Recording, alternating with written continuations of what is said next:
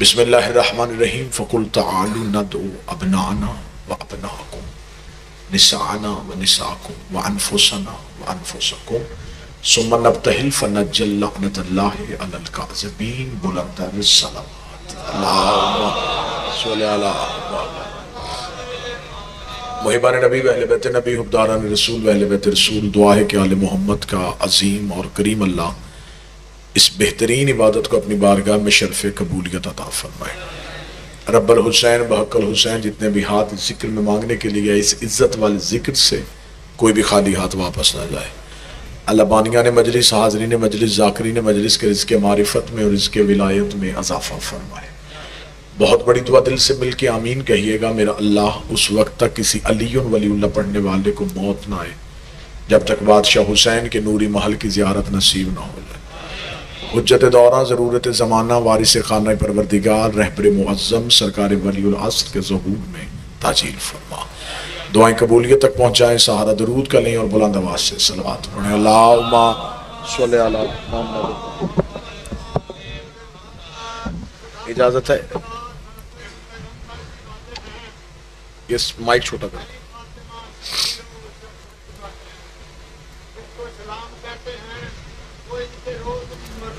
چھوٹا کر دیں۔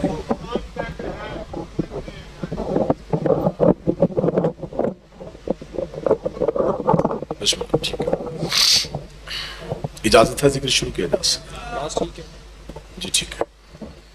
اللہ بانیان کی یہ صفحہ ازاں قبول فرمائے، اور ایک مومن ہے جو ماتمی عزادار ہیں، وہ بیرون ملک قید ہے، میرا بادشاہ حسین کی عزت کا صدقہ مولا نے رہائی عطا فرمائے۔ میں نے آپ کے سامنے اللہ کے قرآن سے وہ آیت پڑھی ہے جس کا تذکرہ اور جس کا سارا تعلق مباہلہ کے ساتھ ہے۔ آج تک اس آیت کی تفسیر میں، اس کے ضمن میں جو گزارشات، جو معروضات پیش ہوتی رہیں وہ یہ کہ نجران کے عیسائیوں کا وفد مدینہ پہنچا، رسالت مآب سے ایک بحث کی، اور بحث کرنے کے بعد آخر رسول کو اللہ نے حکم دیا کہ انہیں مباہلہ کے لیے بلائیں۔ عیسائیوں کی طرف سے وہ پادری چلے گئے اور یہاں سے رسول اکرم سیدہ کونین امیر المومنین اور حسنین کریمین چلے گئے۔ اگر آپ کی تھوڑی توجہ مکمل مجلس پہ ہو تو میں مباہلے کا ایک نیا انداز آپ کے سامنے پڑھنا چاہوں گا۔ یہ جو نجران کے عیسائی آئے تھے، یہ مکمل 70 پادریوں پہ مشتمل ایک وفد تھا، جس کی سربراہی 2 پادری، ایک جو رتبے کے اعتبار سے مشہور تھا اور ایک دوسرا جو پیسے کے اعتبار سے مشہور تھا۔ یہ دونوں سردار ان 70 پادریوں کی سرپرستی کر رہے تھے۔ جب یہ مدینہ منورہ میں پہنچے تو ان کے بدن پہ ریشمی لباس اور گلے میں سونے کی زنجیریں تھیں۔ جب رسالت مآب کے پاس یہ مسجد نبوی میں آئے تو رسالت مآب نے چہرہ دیکھ کے رخ پھیر لیا۔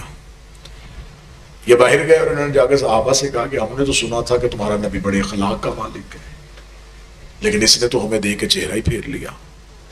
مسلسل 2 دن یہ جاتے رہے اور 2 دن مسلسل رسالت چہرہ پھیرتی رہی۔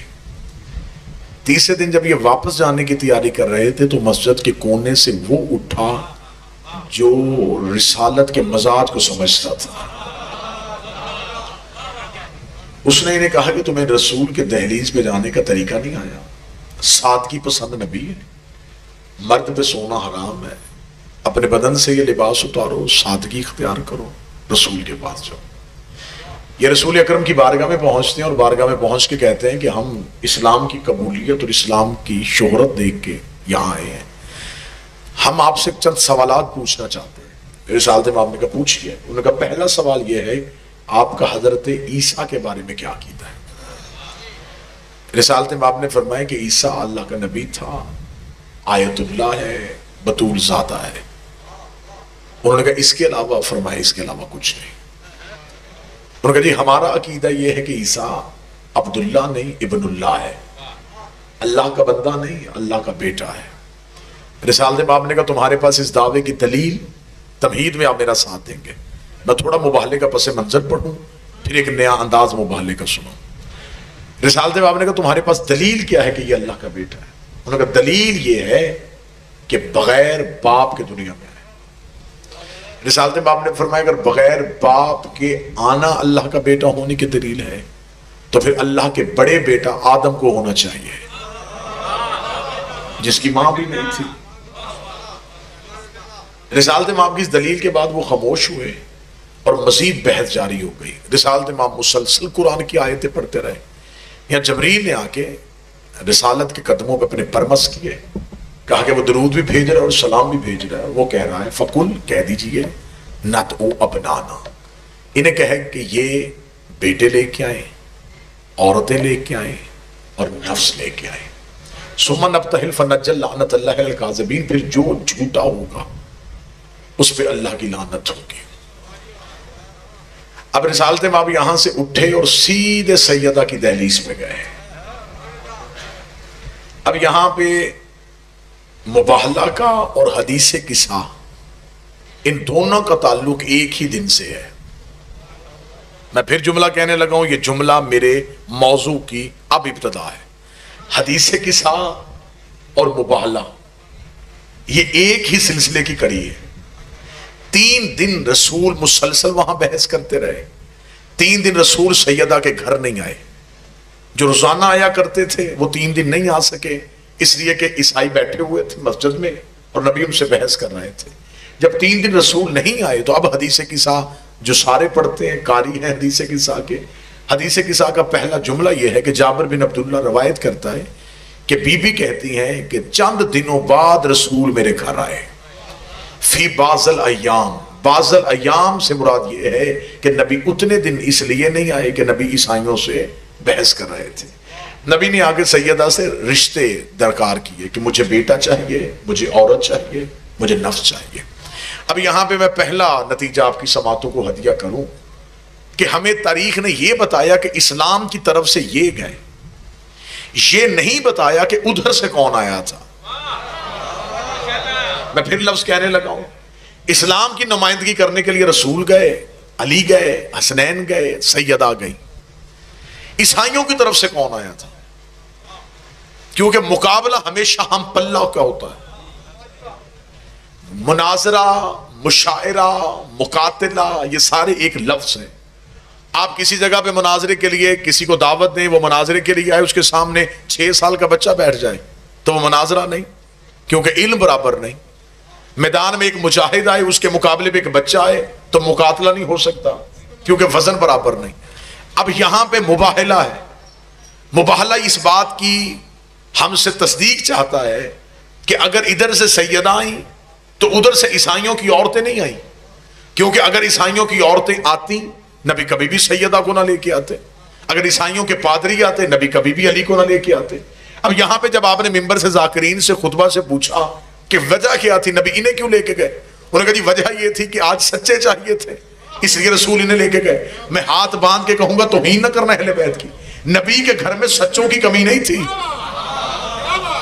اگر نبی کو صرف سچے چاہیے تھے تو نبی کے گھر میں ابو ذر جیسا سچا تھا، جس کے بارے میں نبی کی حدیث ہے اس سے زیادہ سچا نہ زمین نے اٹھایا نہ آسمان نے سایہ کیا۔ نبی کو سچی عورت چاہیے تھی تو گھر میں فضا تھی، نبی کو سچا مرد چاہیے تھا تو گھر میں سلمان تھا۔ جو کام نوکر کرتے تھے وہ سردار کیوں گئے؟ صرف وجہ یہ بنی تھی کہ عیسائی پادریوں نے کہا تھا کہ ہمارے نزدیک عیسیٰ سے بہتر کوئی نہیں، مریم سے افضل کوئی نہیں، روح القدس یعنی کہ جبریل سے زیادہ اختیار کسی کے پاس نہیں۔ عیسائی ان 3 عقیدوں کے قائل ہیں۔ وہ کہتے ہیں عیسیٰ سے افضل کوئی نہیں ہو سکتا، مریم سے بہتر کوئی نہیں ہو سکتا، جبریل سے زیادہ اختیار کسی کے پاس نہیں۔ اسی لیے عیسائیوں کے ہاں آج بھی صلیب کا نشان ہے۔ صلیب 3 سمتوں کا تعین کرتی ہے کہ ان کے ہاں 3 جہتیں ہیں، عیسیٰ، مریم، جبریل۔ عیسیٰ، مریم، جبریل۔ انہوں نے نبی سے کہا عیسیٰ سے افضل کوئی نہیں، مریم سے بہتر کوئی نہیں، جبریل سے زیادہ اختیار کسی کے پاس نہیں۔ نبی قرآن پڑھ کے سنا رہا تھا یا خدا نے کہا قرآن نہ سنا؟ انہیں کہا پھر ایسے ہے تو ایسے ہی صحیح، یہ مریم لے کے آئے ہم زہرا لے کے آتے ہیں، یہ عیسیٰ لے کے آئے ہم حسنین لے کے آتے ہیں، یہ جبریل لے کے آئے ہم استاد جبریل لے کے آتے ہیں۔ انہیں کہے اگر ایسے ہے تو بھی ایسے ہی صحیح. تو جو ہے میری بات کی جانا سلوات سارے حضرات مل کے بلا. بسم اللہ الرحمن الرحیم. سبحان اللہ والحمد للہ ولا الہ الا اللہ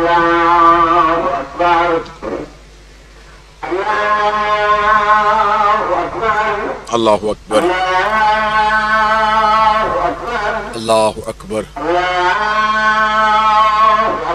اللہ اکبر. اللہ اکبر. اللہ اکبر. اشہد ان لا الہ الا اللہ. اشہد ان لا الہ الا اللہ. اشہد ان محمد رسول اللہ. اشہد ان محمد رسول اللہ. اشہد ان محمد رسول اللہ. اشہد ان امیر المؤمنین وامام المتقین علی اللہ. اشہد ان عامل المؤمنین اشہد ان امیر المؤمنین وامام المتقین علی حجۃ اللہ. اشہد ان عامل المؤمنین حی علی الصلاۃ. حی علی الصلاۃ. حی علی الصلاۃ. حی علی الصلاۃ. حی علی الفلاح. حی علی الفلاح. حی علی الفلاح. حی علی الفلاح. حی علی خیر العمل. حی علی خیر العمل. حی علی خیر العمل. اللہ اکبر. اللہ اکبر.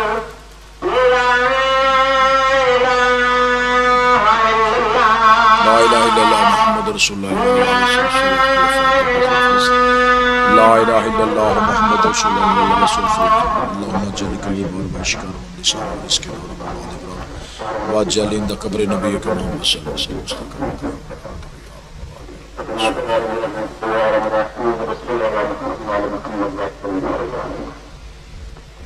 صلوات سارے حضرات مل کے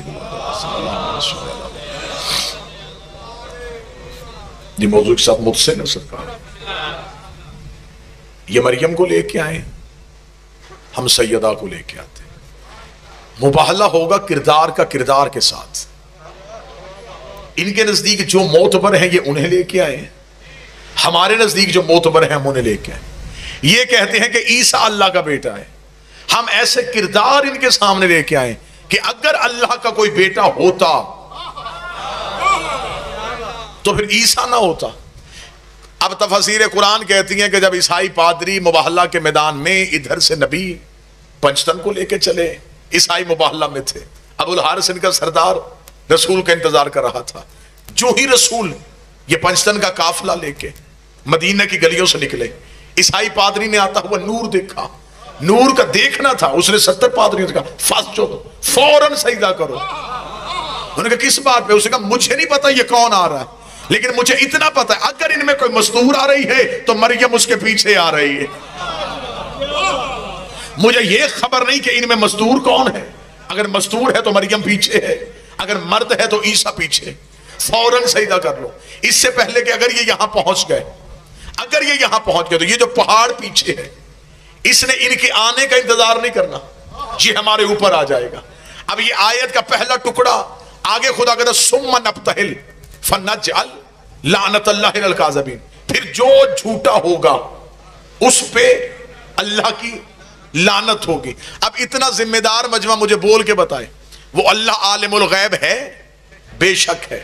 کیا اسے نہیں پتا تھا کہ عیسائیوں نے بحث نہیں کرنی؟ پتا تھا یا نہیں پتا تھا؟ تو جب پتا تھا پھر اس نے لعنت بھیجی کیوں؟ جب اسے پتا تھا کہ انہوں نے بحث ہی نہیں کرنی پھر اس نے لعنت کیوں بھیجی؟ اس کا مطلب کہ بھیجی کہیں اور ہے.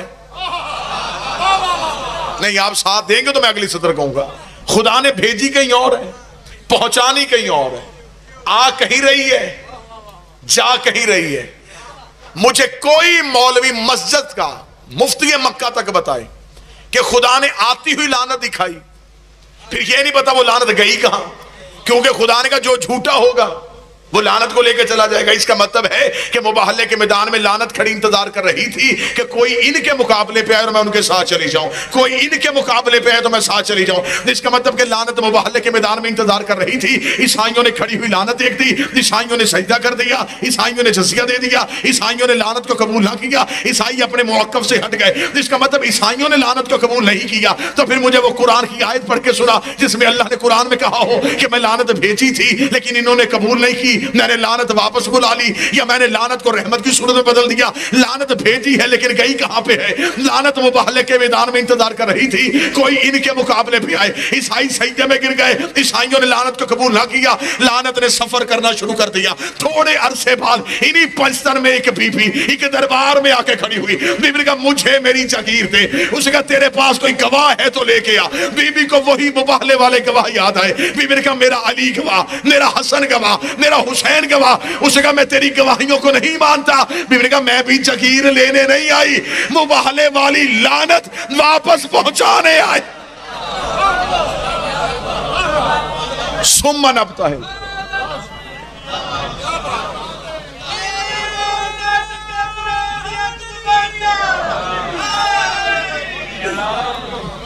تو جو ہے صاحبہ میرا مطالبہ بھی جگیر نہیں، وہ جو 9 ہجری کی کھڑی ہوئی لعنت تھی جو انتظار کر رہی تھی کہ کوئی ان کے مقابلے پہ آئے۔ اگر آپ توجہ فرمائیں گے تو میں جملہ پھر اگلا کہوں۔ آج بندے ہمیں کہتے ہیں جی ٹھیک ہے آپ شیعہ اس حد تک ٹھیک ہے، صرف یزید کی حد تک لعنت جائز ہے، اس سے نہ اوپر جائیں نہ نیچے ہیں، صرف یزید کی حد تک لعنت کریں۔ آپ اتنا بھی احسان نہ فرمائیں آپ نے صرف یزید پہ لعنت کیوں کرنی، یزید پہ لعنت نہیں، اس پورے نظام پہ لعنت کریں جس کے تحت یزید بنا۔ آج مولوی کہتے جی نہیں صرف یزید غلط تھا باقی نظام ٹھیک تھا۔ کھاریہ میں اگر الیکشن گزرنے کے بعد بھی یہ جملہ نہ سمجھا گیا تو پھر کبھی بھی سمجھا نہیں جائے گا۔ بندے کہتے صرف یزید غلط تھا باقی نظام ٹھیک تھا۔ یزید آزاد امیدوار نہیں تھا، اسے پارٹی نے ٹکٹ دیا تھا۔ بول سکے تو زحمت فرمائیں گے سرکار۔ بھئی یزید کسی سسٹم کے تحت خلیفہ بنا، یہ تو نہیں ہوا کہ وہ اچانک جا کے تخت پہ بیٹھ گیا اور اس نے دعویٰ کر دیا کہ میں خلیفۃ المسلمین ہوں۔ جب ہم نے مسلمانوں سے پوچھا یزید کا جرم کیا تھا، کہتے اس نے بیعت مانگ لی تھی۔ اس کا مطلب تم مان گیا نا کہ بیعت مانگنا جرم ہے۔ جو ذہنی طور پہ قریب ہیں وہ جملہ سمجھیں۔ مولوی کہتے ہیں یزید کا جرم ہے، یزید نے بیعت مانگی، نہیں مانگنی چاہیے تھی۔ کیوں؟ کہتے یزید شرابی تھا، یزید فاسق تھا، یزید فاجر تھا، امام حسین اس لیے بیعت نہیں کی۔ 2 علموں پہ میرا ہاتھ ہے، یزید نمازی بھی ہوتا حسین پھر بھی بیعت نہ کرتا۔ یزید تہجد گزار بھی ہوتا حسین پھر بھی بیعت نہ کرتا۔ کہتے یزید نے غلط کیا، یزید کو حسین سے بیعت نہیں مانگنی چاہیے تھی۔ اس کا مطلب تو یہ مان گیا کہ معصوم سے بیعت مانگنا غلط ہے، تو پھر تھوڑا سا اور آسان کر، صرف یزید ہی نے تو بیعت نہیں مانگی، جس نے بھی معصوم سے بیعت مانگی۔ اب تائید کریں گے تو میں 2-4 جملے کہوں نا۔ صرف یزید نے تو بیعت نہیں مانگی، اس سے پہلے بھی بیعت مانگی گئی۔ اس کا مطلب اس سے پہلے جس نے بھی مانگی اس کے اندر بھی یزید تھا۔ پھر اس کا مطلب صرف یزید پہ لعنت نہیں، ہر اس کردار پہ لعنت ہے جس نے جس بھی دور میں جس بھی معصوم سے بیعت مانگی۔ اور کیا کہنے میرے بادشاہ حسین، تیرے جملے کے 26 رجب کو جب ولید نے کہا حسین یزید چاہتا ہے آپ بیعت کریں، آپ کا کیا جواب ہے؟ حسین نے کہا اسے لکھ دے، انا حسین ابن علی، میں علی کا بیٹا ہوں۔ اس نے کہا آپ صرف بتائیں بیعت کریں گے یا نہیں کریں گے؟ حسین نے کہا صرف تو اتنا جواب لکھ دے، اگلی بات وہ خود سمجھ جائے گا کہ میں علی کا بیٹا ہوں۔ جب میرا باپ اس جیسے کی نہیں کرتا میں اس جیسے کی کیسے کر سکتا؟ تو صرف اتنا بتا۔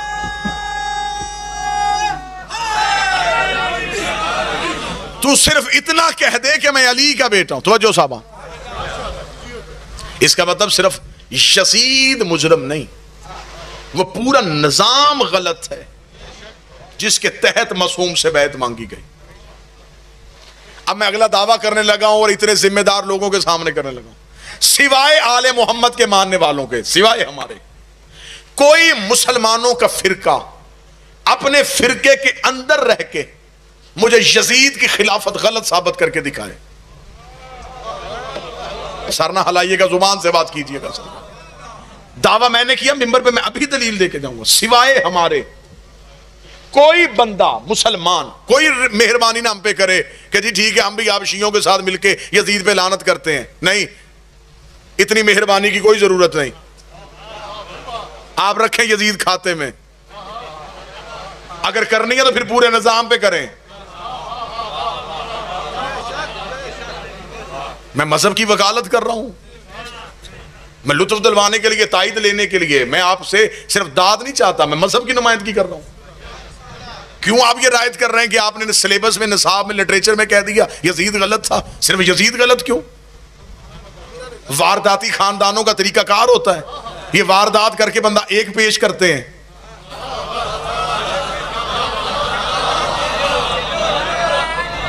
ایک صرف بندہ پیش کرتے ہیں, اس سے کہتے سارا جرم تو قبول کر, باقی تو بچے. اسلام کی تاریخ میں بھی یہی ہوا ہے. مورخ نے صرف یزید پیش کیا ہے, سارے جرم اس کے کھاتے میں ڈال دیے. بھائی تفتیش کرنے والے اداروں کا طریقہ کار ہوتا ہے, وہ صرف قاتل تک نہیں رہتے. وہ کہتے تو بتا تیرا ذہن کس نے بنایا تھا, تجھے اس جگہ تک چھوڑ کے کون آیا تھا, تجھے یہ ہتھیار کس نے دیا تھا, تجھے واپسی پہ لیا کس نے تھا, تو رکا کس کے گھر تھا. اس کا مطلب یہ تفتیش کا طریقہ کار ہے, صرف قاتل نہیں پکڑنا, وہ ذہن بھی پکڑنا ہے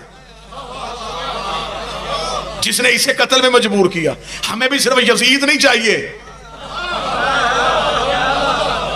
ہماری مجبوری, ہم حسین کے نوکر ہیں, ہم نے تو قاتل کے گھر تک پہنچنا ہے. تو جتنی مرضی پابندی لگا, ہم نے تو کھوج لگانی ہے. کوئی عام شخص تو قتل نہیں ہوا. بے کسی کا باپ اور بیٹا قتل ہو جائے وہ حد تک جاتا ہے. حد ہو گئی, ہمارے نبی کا بیٹا قتل ہو گیا, اور تم تاریخ میں یہ بھی نہیں بتا رہے کہ یہ جرم صرف ایک کے کھاتے میں کیوں ڈالا جا رہا ہے. ہمیں بتایا جائے. صرف آج مسلمان مورخ کہتا ہے صرف یزید غلط. صرف یزید کیسے؟ کہتا ہے جی اسے خلافت نہیں ملنی چاہیے تھی. سوائے ہمارے تو اپنے عقیدے کے اندر رہ کے یزید کی خلافت کو غلط ثابت کر کے دکھا. اب ہر بندہ نہیں بولے گا مجھے پتا کہ میں اگلی جو صدر کہوں گا وہ بندہ بولے گا جس کی تاریخ سے وابستگی ہے. اس کے لیے میں جملہ پڑھنے لگا ہوں. مسلمانوں کے ہاں خلافت کے اصول کیا ہے, ان کا خلیفہ کیسے بنتا ہے؟ ان کے ہاں خلافت کا پہلا اصول یہ ہے کہ مسلمان اکٹھے ہو کے ووٹیں ڈالیں, کسی ایک کو خلیفہ چن لیں, یہ اسے مان لیتے ہیں. امامت کے ہاں یہ طریقہ نہیں. ہاں ہمارے ہاں ووٹوں سے امام بنتا ہی نہیں. کسی امام کے جانے کے بعد اس کے 18 بھی بیٹے تھے, امامت کے لیے جھگڑا نہیں ہوا. انہوں نے آپس میں تلواریں نہیں اٹھائیں کہ میں امام ہوں. انہیں پتا تھا کہ امام ہم نے نہیں بنانا, امام اللہ نے بنانا. امامت والے مطمئن ہیں. لیکن تمہارے ہاں خلیفہ بننے کا پہلا اصول یہ ہے جسے تم نے تاریخ میں ایک معتبر لفظ دیا ہے, وہ لفظ ہے اجماع امت. امت جمع ہو, اپنی مرضی سے خلیفہ چنے, وہ خلیفہ برحق ہوتا ہے. اگر تمہارے پاس خلافت کا پہلا اصول یہ ہے تو مجھے معاف کرنا, یزید کے پاس یہ اصول تھا. اسے مسلمانوں نے باقاعدہ بیعت کر کے خلیفہ چنا تھا. اگر تم صرف مدینے کے لوگوں کی بیعت سے خلیفہ مان سکتے ہو, میں کوشش کر رہا ہوں کہ میں کانٹوں پہ چلوں اور آپ تک نتیجہ پہنچا دوں. اگر تم سقیفہ میں صرف مہاجر اور انصار کی بیعت پہ خلیفہ چن سکتے ہو تو اس نے تو پوری دنیا سے بیعت کروائی تھی. اس کا مطلب تمہاری خلافت کا پہلا اصول یزید کے پاس تھا. تمہارے ہاں خلافت کا دوسرا اصول کیا ہے؟ پہلا چاہتا ہوا دوسرے کو نامزد کر کے جائے, تم اسے بھی خلیفہ مان لیتے ہو. یزید کے پاس یہ اصول بھی تھا, اسے اس کا باپ چاہتا ہوا نامزد کر کے گیا تھا. تمہارے پاس خلافت کا تیسرا اصول یہ ہے شورا کمیٹی بنے, 6 بندے مل کے ایک کو خلیفہ بنا لے, تم اسے بھی مان لیتے ہو. یزید کے پاس یہ اصول بھی تھا, اس نے صرف 6 بندوں سے نہیں, اس نے 18,000 مفتیوں سے اپنی حکومت کا فتویٰ لیا تھا. آج جو بھی مولوی اٹھتا ہے یا جو بھی تقریر اور تحریر کرتا ہے وہ ایک جملہ کہتا حسین صحیح یزید غلط, حسین صحیح یزید غلط. اتنا آسان نہیں ہے حسین کو صحیح کہنا. اگر تو نے حسین کو صحیح کہنا ہے پھر تجھے ماننا پڑے گا حسین صحیح تھا, اجماع غلط تھا, حسین صحیح تھا, نامزد کرنا غلط تھا, حسین صحیح تھا, کمیٹی بنانا غلط تھی. تجھے ماننا پڑے گا غدیر صحیح تھا, سقیفہ غلط تھا. صرف حسین نہیں،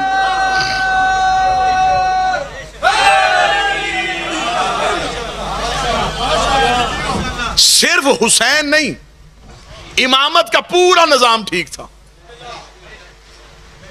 توجہ ہے صاحبان آپ کی؟ امامت کا مکمل نظام ٹھیک ہے، امامت میں ایک بھی کڑی ناپاک نہیں۔ پھر یہ اردو محاورہ میں نے تو نہیں بنایا کہ ایک مچھلی سارے تالاب کو گندا کر دیتی۔ تمہاری خلافت میں یزید جیسی گندی مچھلی ہے۔ اب ہمیں یہ بتاؤ کہ یزید کو جو مسلمانوں نے چنا، قرآن لے آؤ منبر پہ، مسلمانوں نے اپنی مرضی سے اسے خلیفہ بنایا، اور اللہ قرآن میں کہتا ہے کہ اگر کوئی مسلمان کسی فاسق کے ہاتھ میں بیعت کرے تو وہ کافر ہو جاتا ہے۔ میں تو نمائندگی کرنی ہے، آپ چپ بھی رہیں، میں نے پھر بھی وکالت کرنی۔ اگر کوئی مسلمان کسی فاسق کے ہاتھ میں بیعت کرے تو قرآن سورہ مومنون میں کہتا ہے کہ وہ بندہ کافر ہے۔ یزید سے بڑا فاسق کوئی تھا نہیں، مسلمانوں نے کی اس کے ہاتھ میں بیعت، سارے ہو گئے کافر۔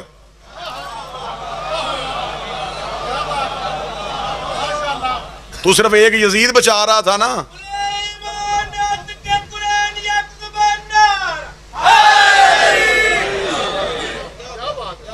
بندے صرف ایک یزید پیش کر رہے تھے نا جی، میں وکالت کر رہا ہوں آپ کے مذہب کی۔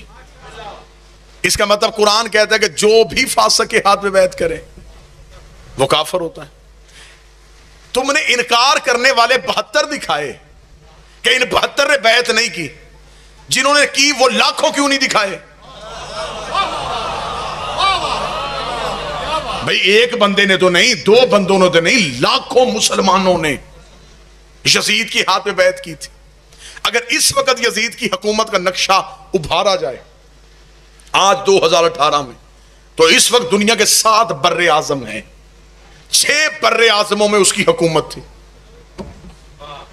مدینے سے لے کے ہمارے بر صغیر میں ملتان تک اس کی حکومت کا رقبہ تھا، پورا عراق اس کی حکومت میں تھا، مصر، ترکی، یمن، جتنی سعودی عرب کی ریاستیں یہ ساری، جتنا آج افریقہ ہے یہ سارا، یہ مکمل اس کی حکومت کے اندر تھا۔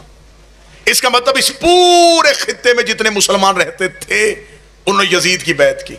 قرآن کے مطابق سارے کافر ہو گئے، کافر کی نماز بھی نہیں ہوتی۔ اب وہ کافر اگر دوبارہ مسلمان ہونا چاہے تو اب قرآن کہتا ہے اس کے پاس ایک ہی طریقہ ہے کہ وہ اگلے معصوم کے پاس جائے، اس سے معافی مانگے، اس کی ہاتھ میں پھر بیعت کرے، جسے شریعت کی زبان میں کہتے ہیں تجدید بیعت، ٹوٹی ہوئی بیعت کا پھر قائم ہونا۔ یہ بیعت ٹوٹ گئی تھی پھر قائم ہوئی، لہٰذا وہ معصوم کے پاس جائے گا، تجدید بیعت کرے گا، پھر وہ اسلام کے دائرے کے اندر آ جائے گا۔ لوگ سمجھتے ہیں کربلا سانحہ تھا، کربلا حادثہ تھا، تمہیں پتہ ہی نہیں کہ حسین کتنا بڑا انتقام لے کے چلا گیا، تمہیں پتہ ہی نہیں کہ حسین نے غدیر کے بعد کتنا بڑا انتقام لے لیا ہے۔ مجھے عزت حسین کی قسم ہے، جن بندوں نے یزید کی ہاتھ میں بیعت کی سارے کافر ہو گئے۔ حسین 72 لے کے کربلا میں آ کے سو گیا۔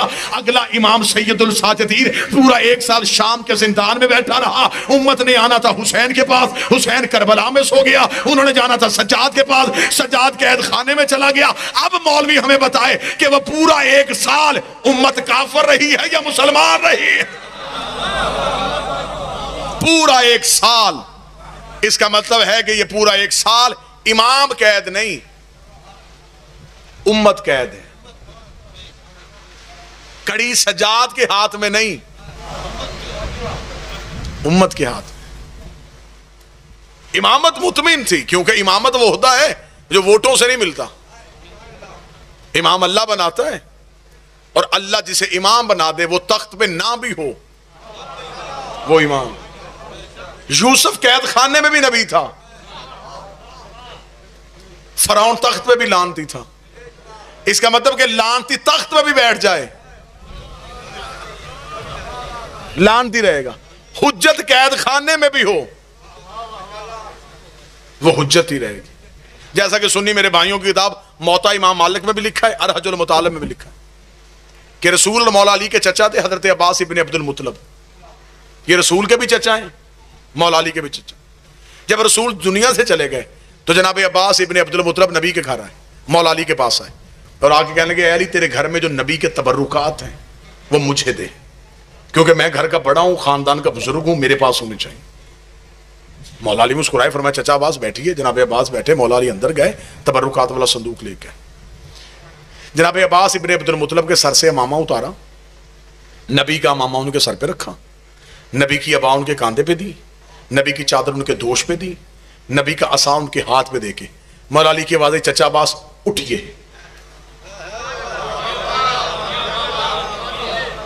کتابیں کہتی ہیں کہ حضرت عباس ابن عبد المطلب نے ضعیفی میں جوانی کا زور لگایا، اپنی جگہ سے ہل بھی نہ سکے۔ دیکھا تھے علی کیا رکھ دیا تو نے میرے اوپر اتنا فسن، مجھ سے تو گردن بھی نہیں ہل رہی۔ علی کی آواز آئی حسن ذرا باہر آ۔ بچپن کا حسن باہر آیا، علی نے وہی امامہ حسن کے سر پہ رکھا۔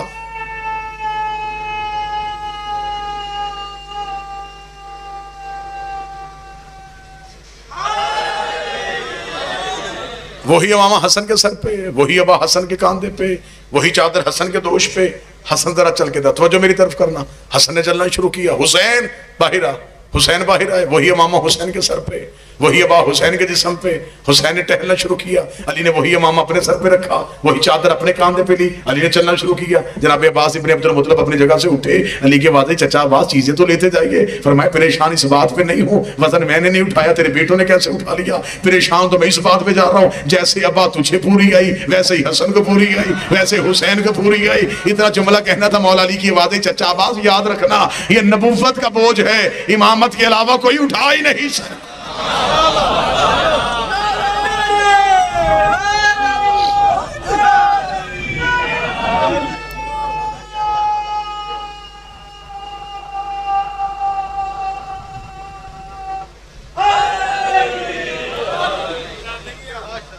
امامت مطمئن، ہر دور میں خلافت پریشان رہی ہے،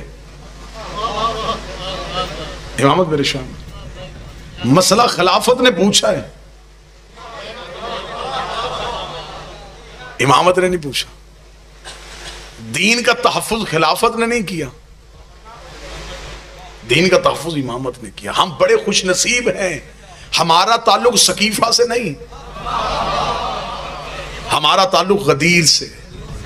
اس ممبر کے عوض، اس ممبر کی وجہ سے عزت ہے، اس ممبر ہی کی وجہ سے پوری دنیا میں ہم جانے اور پہچانے جاتے ہیں۔ اپنوں میں تعریف ہو تو اچھا نہیں لگتا، لیکن جب دشمن تعریف کرے پھر لطف آتا۔ مجھے اچھی طرح یاد ہے کہ میں برطانیہ گیا، ایک سال، پچھلے سال کی بات ہے، تو میں برطانیہ کے ایئرپورٹ پہ امیگریشن کاؤنٹر پہ کھڑا ہوں، تو ایک انگریز بیٹھا ہوا ہے، اس نے مجھے میرا پاسپورٹ مانگا، میں نے پاسپورٹ دیا۔ اس نے مجھ سے سوال کیا کیوں آئے ہو ہمارے ملک میں؟ میں نے بتایا کہ میں ایک ریلیجیس ریسائٹر ہوں، مذہبی تقریریں کرتا ہوں، اپنے مذہب کی نمائندگی کے لیے آیا ہوں۔ اس نے اگلا مجھ سے سوال کیا، اس نے کہا آر یو مسلم؟ تو مسلمان ہو؟ میں نے کہا میں مسلمان ہوں۔ اگلا اس نے سوال کیا، میرا سینہ چوڑا ہو گیا، اس نے کہا نبی کے دوستوں کو مانتے ہو یا گھر والوں کو؟ کوئی بندہ تو ہوگا جو تائید کا حق ادا کرے، پروفٹ کے فرینڈز کو مانتے ہو یا فیملی کو؟ میں نے فوراً اپنے سینے کو چوڑا کیا، میں نے کہا جی ہم نبی کے گھر والوں کی اطاعت کرتے ہیں۔ اسے پاسپورٹ میرے ہاتھ میں تھما کے گزر جا، ہمیں اتنا پتا ہے جو نبی کے گھر والوں کو مانے وہ کبھی دہشت گرد ہو ہی نہیں سکتا، وہ دہشت گرد نہیں ہو سکتا جو امامت کا قائل۔ یاد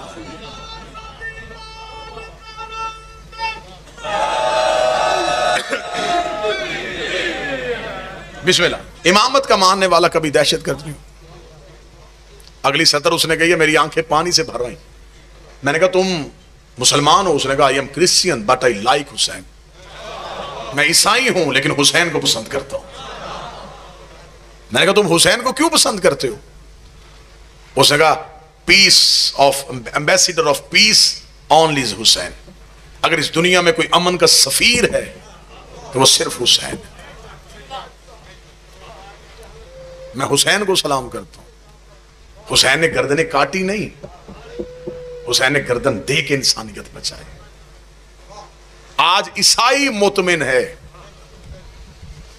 اربعین پہ، چہلم پہ امام حسین کے ہاں، امام حسین کے شہر میں کروڑوں کا رش ہوتا ہے۔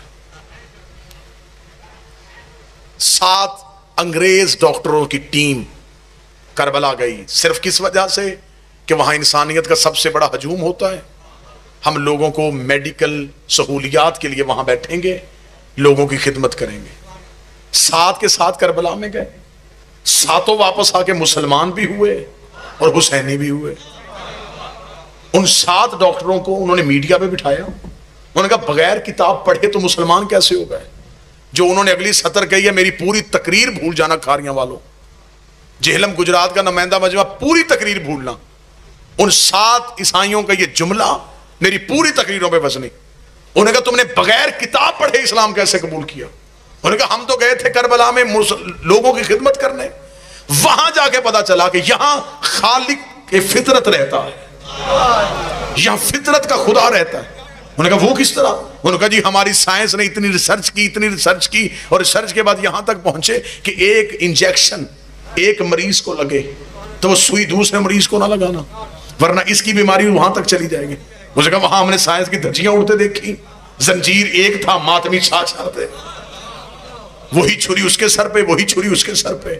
انہوں نے کہا پھر ہمیں وہاں جا کے پتا چلا ان کا گروپ ایک ہے جس کا نام حسین ہے. انہوں نے کہا ہماری میڈیکل ریسرچ کہتی ہے مریض کے جسم پہ زخم آ جائے اس پہ مٹی نہ پڑے, ایک ذرہ مٹی کا پڑا تو زخم پھول جائے گا. انہوں نے کہا ہم نے اپنی سائنس کی دھجیاں اڑتے دیکھی, کھلے ہوئے زخموں پہ ماتمی کربلا کی مٹی لگا رہے. انہوں نے کہا ہمیں وہاں جا کے پتا چلا یہاں رسول کا بیٹا نہیں, یہاں فطرت کا خدا رہتا ہے. یہاں کوئی ایک ایسی ہستی آباد ہے جو فطرت کو بدل دیتی ہے. بڑے خوش نصیب ہو کہ تمہارا اسلام کا تسلسل غدیر سے ہے.